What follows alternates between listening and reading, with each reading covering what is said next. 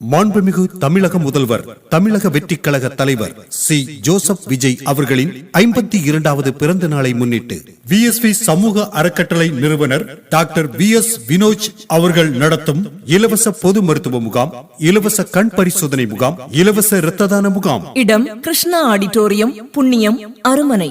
VSV சமூக அறக்கட்டளையில் பயின்ற மாணவ மாணவியர்களுக்கு சான்றிதழ் மற்றும் பொதுமக்களுக்கு நலத்திட்ட உதவிகள் வழங்கும் விழா. சிறப்பு விருந்தினராக கலந்து கொள்பவர் எஸ் சபின், குமரி மேற்கு மாவட்ட செயலாளர்.